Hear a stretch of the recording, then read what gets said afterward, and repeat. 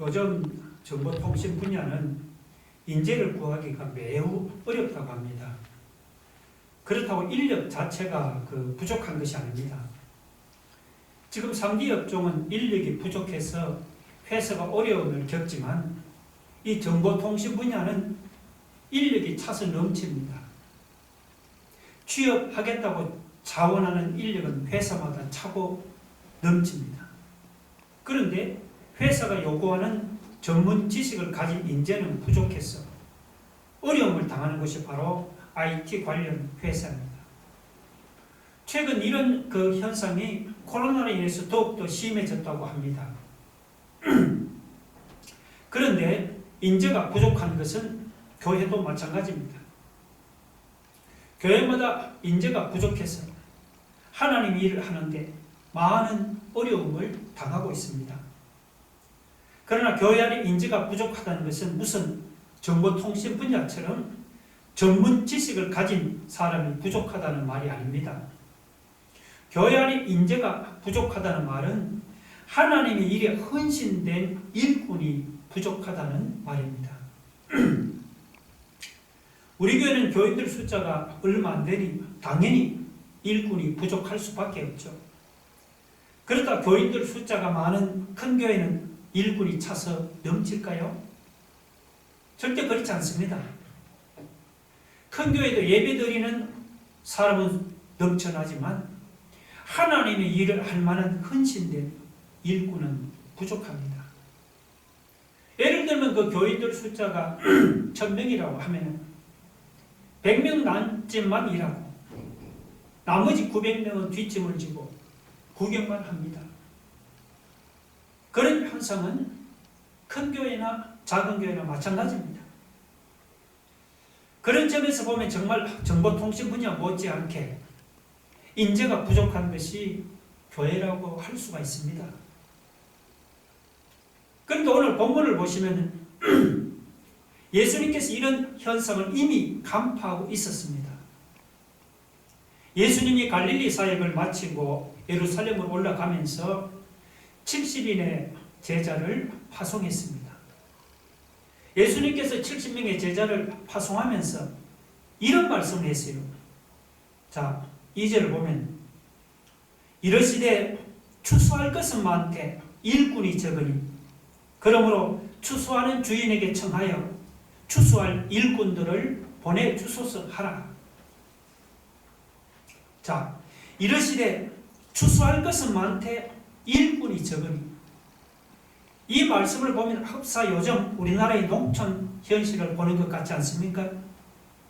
가을이 되어서 농촌으로 가보면은 농촌마다 추수할 곡식은 많은데 추수할 일꾼이 부족하지 않습니까?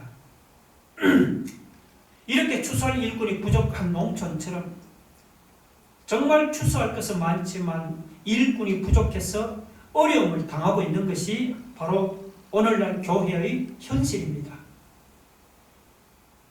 이렇게 일꾼이 부족한 상황에서 예수님은 오늘도 애타게 일꾼을 부르십니다. 일꾼을 부르시는 주님의 음성을 들을 때 여러분은 과연 어떻게 반응합니까? 주님의 음성을 듣고 즉시 주님의 일꾼이 되겠다고 자원하십니까? 혹시 머뭇머뭇거리지는 않습니까? 아니면 주님의 음성을 듣고도 못 들은 척하면서 그냥 지나치는 것은 아닙니까? 누가복음 14장에 보면은 어떤 사람이 큰 잔치를 열고 사람들을 초청했습니다. 그런데 사람들은 하나같이 다 그 초청을 거절했습니다. 그렇다고 무슨 대단한 이유가 있어서 초청을 거절한 것이 아닙니다. 한 사람은 밭을 샀기 때문에 참석할 수 없고 또 한 사람은 소 5개를 샀기 때문에 참석할 수 없고 한 사람은 장가가서 참석할 수 없다고 거절했습니다. 이것은 도무지 이유가 안 됩니다. 세상에 자기가 살 밭이나 소의 상태를 확인해 보지도 않고 사는 사람이 어디 있습니까? 밭을 사기 전에 아마 여러 번 가서 보고 소도 사기 전에 그 소가 건강한지 꼼꼼하게 확인하지 않겠습니까? 장가 가서 잔치에 참석할 수 없다는 것도 이유가 안 됩니다. 잔치 자리에 새 신부를 데리고 가는 것이 오히려 잔치 분위기를 더 살게 하지 않습니까? 사람들이 잔치에 참석할 수 없다고 내세우는 이유가 진짜 이유가 아니고 사실은 핑계거리에 불과했습니다. 솔직히 말하면 이유가 있어서 초청을 거절한 것이 아닙니다. 그냥 잔치에 참석하기 싫어서 이 핑계 저 핑계를 대면서 초청을 거절한 것입니다. 반면에 이사야는 하나님이 부르실 때 어떻게 했습니까? 이사야 6장 8절을 같이 한번 봅시다. 다 같이 시작. 그때 내가 이르되 내가 여기 있나이다 나를 보내소서. 내가 여기 있나이다 나를 보내소서. 이사야는 일꾼을 부르시는 하나님의 음성을 들었을 때 핑계를 대면서 거절하지를 않고 주님 내가 여기 있나이다 나를 보내소서 하면서 즉시 일꾼으로 자원을 했습니다. 이사야를 일꾼으로 부르시는 하나님 지금도 일꾼을 부르십니다. 이사야 6장 8절 봅시다. 내가 또 주의 목소리를 들으니 주께서 이르시되 내가 누구를 보내며 누가 우리를 위하여 갈고 내가 누구를 보내며 누가 우리를 위하여 갈고.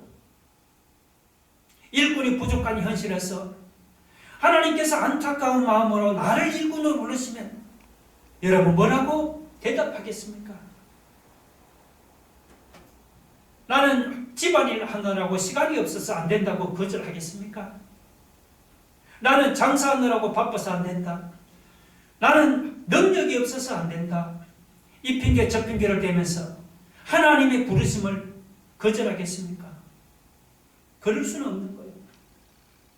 하나님께서 나를 일꾼으로 부르시면 망설이지 말고 이사야처럼 주님 내가 여기 있나이다 나를 보내소서 하면서 즉시 하나님의 일꾼으로 자원할 수 있기를 바랍니다.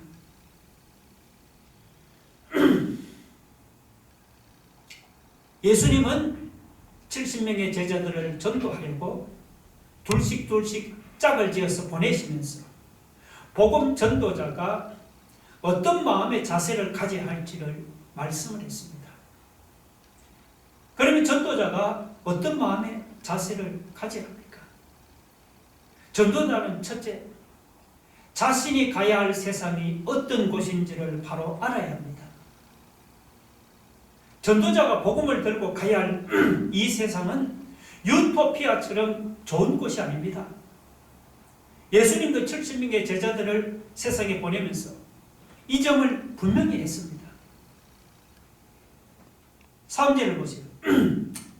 갈지어다 내가 너희를 보냄이 어린 양을 이리 가운데로 보냄과 같도다. 여기서 예수님의 제자들을 양으로 세상 사람들을 이리로 표현했습니다. 이리가 어떤 짐승입니까? 먹잇감을 발견하면 숨통이 끊어질 때까지 물고 늘어지는 사납고 공격적인 짐승이 이리가 아닙니까? 세상 사람들이 하는 짓이 이리와 비슷합니다. 세상 사람들이 얼마나 사납고 얼마나 공격적인지 모릅니다. 상대방을 공격할 때는 이리처럼 정말 숨통이 끊어질 때까지 인정사정 없이 물고 찢고 늘어지는 것이 바로 세상 사람들입니다. 순진한 양을 잡아먹으려고 설치되는 이리 때들이 이렇게 덕실덕실거리는 위험하고 무섭고 살벌한 곳이 이 세상입니다. 전도자는 자신이 복음을 들고 가야 할 이 세상이 어떤 곳인지를 분명하게 알고 있어야 합니다. 그러면 이리 때들이 이렇게 덕실거리는 위험하고 무서운 세상에서 전도자는 어떤 마음을 가져야 합니까? 오늘 본문에는 없지만 마태복음 10장 16절을 봅시다. 보라, 내가 너희를 보냄이 양을 이리 가운데로 보냄과 같도다. 그러므로 너희는 뱀같이 지혜롭고 비둘기같이 순결하라. 그러므로 너희는 뱀같이 지혜롭고 비둘기같이 순결하라. 이리 때들이 덕실거리는 세상에서 전도자는 무엇보다도 비둘기같이 순결해야 합니다. 전도자는 죄가 많은 세상에 살아가면서도 죄에 물들지 않고 비둘기처럼 순결하고 깨끗하게 살아가야 합니다.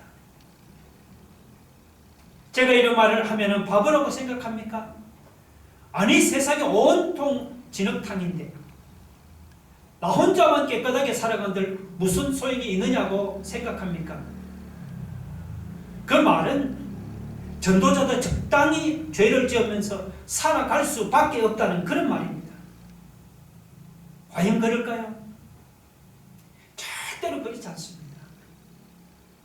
그런 생각은 분명히 잘못됐습니다.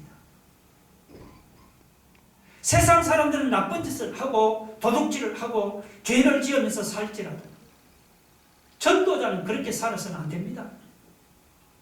전도자는 죄가 가득한 세상 속에서 살면서도 비둘기처럼 깨끗하고 순결하게 살아야 합니다. 전도자가 세상 사람들과 똑같이 살아서는 전도의 열매가 맺지를 않습니다. 전도자는 세상에 살면서도 세상 사람들과 다르게 살아야 합니다. 전도자는 죄가 가득한 진흙탕 속에 살면서도 순결하고 깨끗하게 살아야 합니다. 그래야 전도의 열매가 맺힙니다. 물론 사람이 세상에서 순결하고 깨끗하게 산다는 것이 쉬운 일이 아니죠. 사람이 세상에서 순결하고 깨끗하게 살아가려면 많은 손해를 감수해야만 합니다. 많은 손해를 감수하면서도 능력 있는 복음 전도자로 살아가기를 원한다면 죄 많은 세상에 살면서도 죄에 물들지 않도록 순결하고 깨끗한 삶을 살아갈 수 있기를 바랍니다.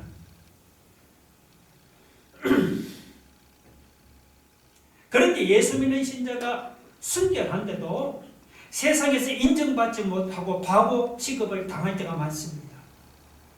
왜 그런 줄 아십니까?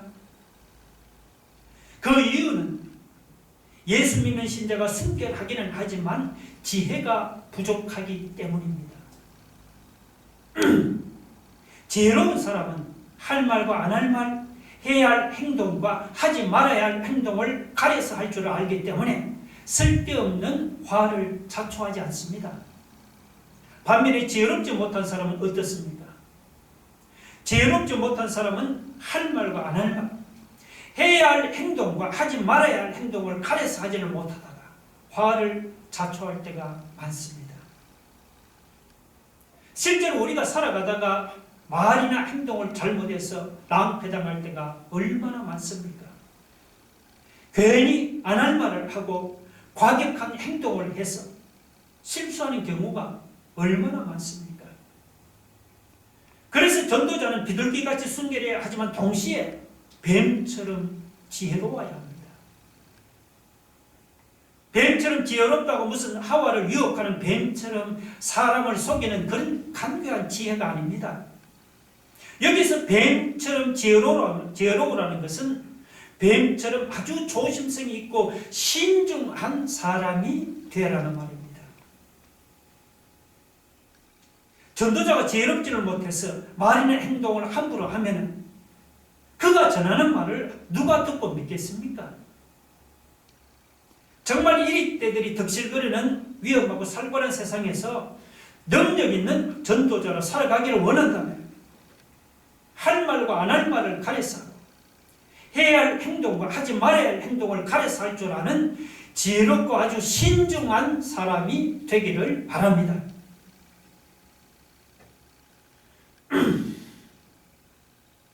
둘째의 복음 전도자는 전적으로 하나님만 믿고 의지해야 합니다. 자, 4절 한번 봅시다. 전대나 배낭이나 신발을 가지지 말며. 자, 이것은 전도하는데 전대나 배낭이나 신발이 필요 없다는 말이 아니죠. 전도하는데도 전대나 배낭이나 신발이 필요합니다. 다만 이것은 필요 이상의 많은 전대나 배낭이나 필요 이상의 많은 신발을 가지고 전도하지 말라는 그런 말입니다. 전도자가 필요 이상의 많은 전대나 배낭이나 신발을 가지면 어떤 일이 일어나는 줄 압니까? 그러면 자기가 가지고 있는 전대나 배낭이나 신발을 믿고 하나님을 믿으려고 하지 않습니다. 전도자가 필요 이상의 많은 돈을 가지고 있으면 그때부터 돈을 믿고 하나님을 안 믿습니다. 무슨 일을 하든지 돈을 믿고 돈을 내세우려고 합니다. 이렇게 돈을 내세우고 돈을 믿는 사람에게는 하나님의 능력이 나타나지 않습니다. 하나님의 능력이 나타나지 않는데 전도해본들 무슨 열매가 있겠습니까? 이렇게 돈을 믿고 전도하는 사람은 백날 천날 전도해도 열매가 나타나지 않습니다. 그래서 복음을 전하는 전도자는 돈을 믿을 것이 아니고 전적으로 하나님만을 믿고 의지해야 합니다. 하나님만 전적으로 믿으라니까 먹고 사는 생활 문제를 그러면 어떻게 해결할지 걱정이 됩니까? 걱정할 거 하나도 없습니다. 세상에서도 일하면 월급을 주는데 하물며 하나님이 일을 하는 사람을 하나님이 그냥 두겠습니까? 본문 7절 중간에 보세요. 이 일꾼이 그 상을 받는 것이 마땅함이라 했습니다. 전도자는 먹고 사는 생활 문제를 걱정하지 않도록 하나님이 책임져 주십니다. 하나님이 책임져 주신다는데도 여전히 먹고 사는 문제로 걱정이 됩니까? 그런 사람 지금부터 나가서 열심히 한번 복음을 전해보세요. 아니 당장 입에 풀칠을 하기도 힘이 드는데 복음을 전하라니 목사님이 원망스럽습니까? 그런 사람 잘못 생각했습니다. 마태복음 6장 33절 같이 볼까요? 그런즉 너희는 먼저 그의 나라와 그의 의를 구하라. 그리하면 이 모든 것을 너희에게 더하시리라.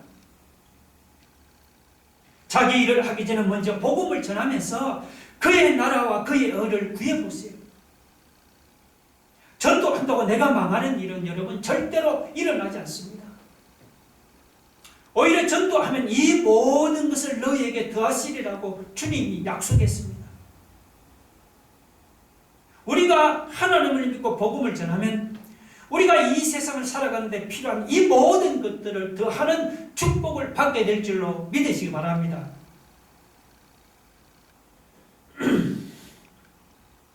복음 전도자는 세 번째, 어느 집에 가든지 먼저 평안을 빌어주는 평안의 사도가 되어야 합니다. 5절에 보면 어느 집에 들어가든지 먼저 말하되 이 집이 평안할지어다 하라 했습니다. 이 말씀에 따라 우리 예수 믿는 신자가 남의 집을 방문할 때 제일 먼저 그 집에 들어가서 그 집에 하나님의 평안이 임하기 위해서 기도하지 않습니까? 이것은 대단히 좋은 기독교의 전통입니다. 그런데 이 좋은 전통을 꼭 남의 집을 방문할 때만 사용할 것이 아닙니다. 만나는 사람마다 주님의 이름으로 평안을 빌어주시고 복을 빌어주세요. 집사님, 주님의 이름으로 평안하기를 기도합니다. 자매님, 주님의 축복이 함께하기를 기도합니다. 지금처럼 살벌한 세상에 여러분 이런 훈훈한 인사를 들으면 마음이 얼마나 위로받겠습니까? 처음에 하나님과 평화를 누리던 사람들이 죄를 범해서 하나님과 원수지간이 되고 말았습니다. 하나님과 원수지간이 되자 사람들끼리도 원수 관계로 바뀌고 말았습니다. 그래서 사람들끼리 화목하지를 못하고 원수처럼 서로 갈등하고 다투지를 않습니까? 그런데 이렇게 원수처럼 불화하던 사람이 예수님을 믿음으로 다시 화목하게 되었습니다. 예수님을 믿음으로 먼저는 원수 관계였던 하나님과의 관계가 화목하게 되었습니다.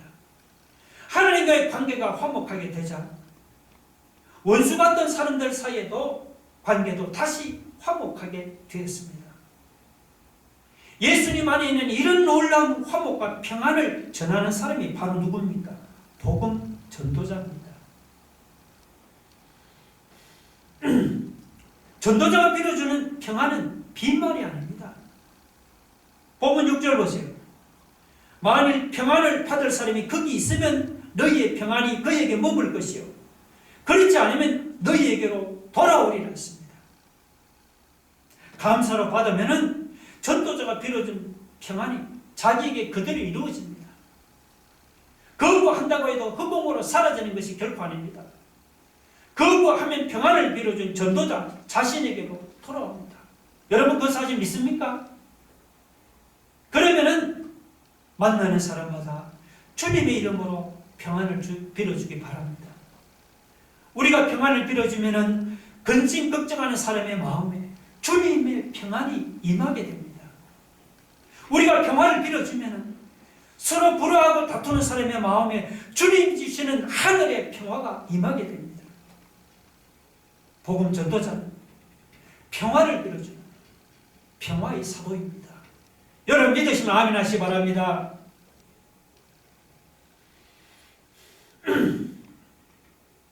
그런데 전도해보면은 아무리 복음을 전해도 끝까지 안 믿는 사람이 있죠. 안 믿는 사람은 정말 주님이 기적을 행해도 안 믿습니다.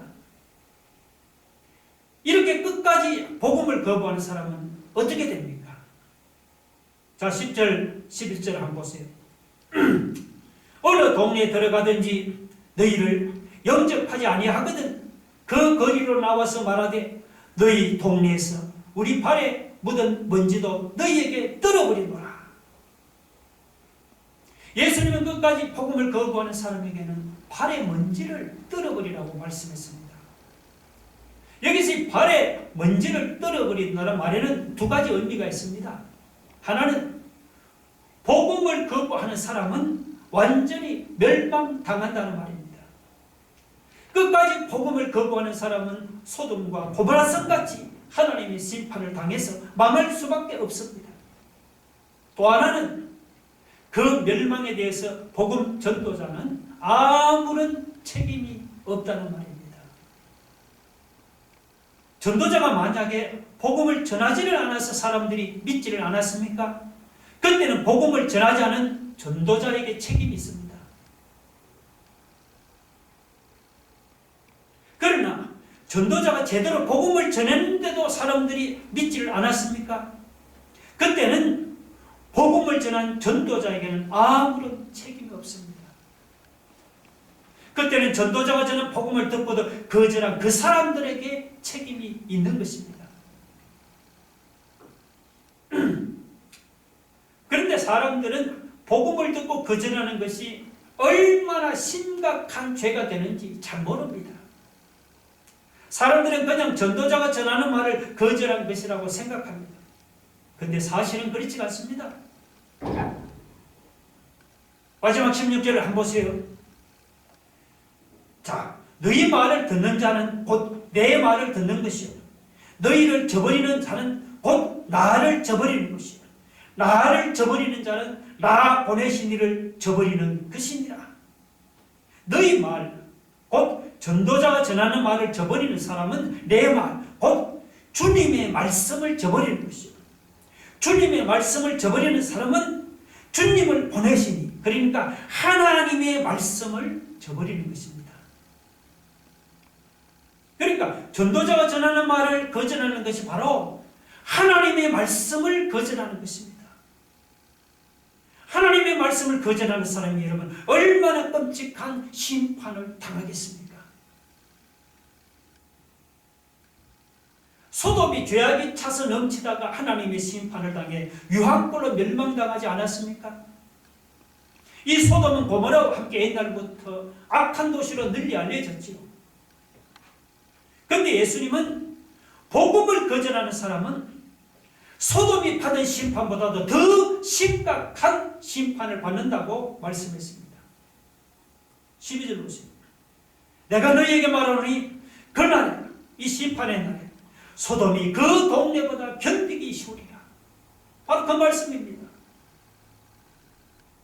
세상의 유황불로 심판을 당해서 멸망당한 소돔보다 더 심각한 심판을 당한다는 그 심판이 얼마나 심각하고 얼마나 끔찍하겠습니까? 여러분, 전도자가 전하는 복음을 거절하는 것이 단순히 사람이 전하는 말을 거절하는 것이 아닙니다. 전도자가 전하는 말을 거절하는 것은 소돔성이 멸망당한 것보다 더 끔찍하고 더 심각한 심판을 초래하게 됩니다. 예수님은 그냥 빈말로 한 것이 아닙니다. 실제로 그 당시 복음을 거절하던 고라신과 벳세다와 가버나움이라는 마을이 그 후에 심판을 당해서 완전히 멸망당하고 말았습니다. 이 세 마을은 모두가 갈릴리 호수 북쪽에 있습니다. 가버나움은 예수님의 갈릴리 선교의 중심지이죠. 고라신은 가버나움 서북편에 있고 벳세다는 동남편에 있는 마을입니다. 이 고라신과 벳세다와 가버나움은 예수님께서 많은 기적을 행하면서 복음을 전했던 곳입니다. 만약에 주님이 이곳에서 전했던 복음을 이방의 두로와 시돈에서 전했다면 아마도 그곳 사람들이 벌써 베옷을 입고 제에 앉아서 회개했을 것입니다.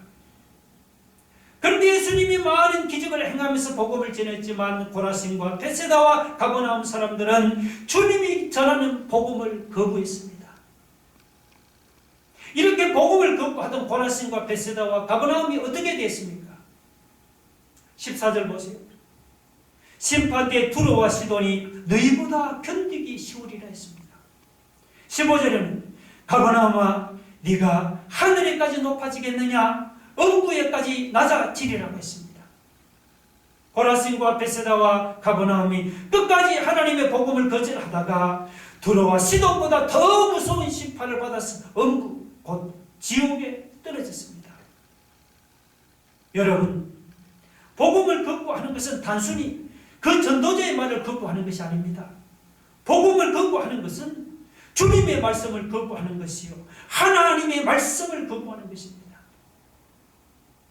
예수님의 말씀을 거부하고 하나님의 말씀을 거부하는 사람이 얼마나 끔찍한 심판을 당하겠습니까? 그런데 우리가 전도에도 계속해서 거부하면 참 얄미운 생각이 들 때가 있지요. 그래도 여러분 포기하지 맙시다. 그렇게 끝까지 복음을 거부하는 사람은 나중에 소돔성에 당한 심판보다도 더 심각한 심판을 당하지 않습니까? 알고 보면 세상에 복음을 거부하는 사람이 얄미운 사람이 아니고 그 사람들보다도 더 불쌍한 인생도 없습니다.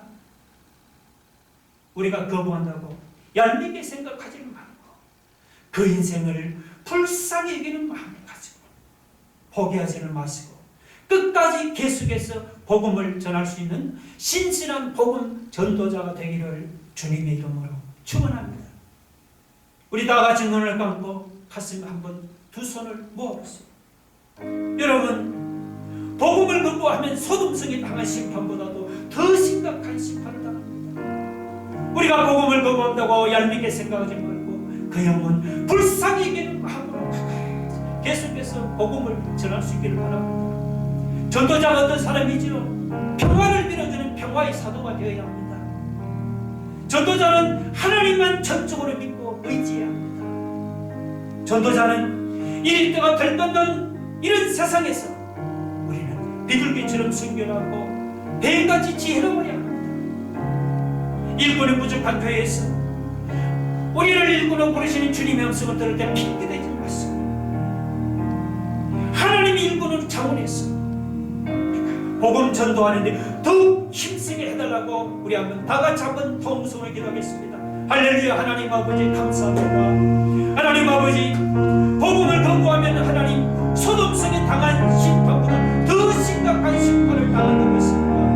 하나님 복음을 넘어온 사람을 우리가 얄밉게 생각하지 마시고 그 영혼을 불쌍히 여기는 마음으로 포기하시고 끝까지 계속해서 전도하는 전도자가 되기를 바랍니다. 우리가 가는 곳곳마다 근심불평 원망하는 심령 속에 평화를 밀어주는 평화의 사도가 되게 하옵소서. 하나님 아버지 사람을 믿지 말고 하나님은 전적으로 믿고 의지하며 나아가는 전도자가 되게 하여 주옵소서. 이 때가 될 때는 이 하나님 아버지 무서운 세상에서 비둘기처럼 순결하고 개까지 지혜로움만 가지고 나아가는 전도자가 되기를 바랍니다. 일꾼이 부족한 교회에서 하나님 아버지 내가 누구를 보낼고 일꾼을 부르시는 하나님의 음성을 들을 때 핑계대지 마시고 이사야 주는 주님 내가 여기 있나이다 나를 보내소서 하면서 하나님의 일꾼을 잡으셨습니다.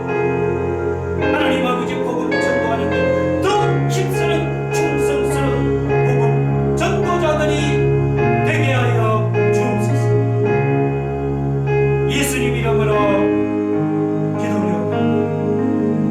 아멘. 지금은 우리를 일꾼으로 부르시는 우리 주 예수 그리스도의 은혜와 하나님 아버지의 크고 놀라우신 사랑과 성령의 감화감동으로 충만하신 역사가 주여 나를 보내소서 이사처럼 내가 여기 있나이다 부르시는 주님의 음성을 듣고 하나님 주님의 충성스러운 일꾼으로 자원해서 땅끝까지 하나님 복음 전도하기를 결단하는 사랑하는 모든 새하늘교회 성도들 위해 지금부터 영원토록 함께 있을지어다. 아멘.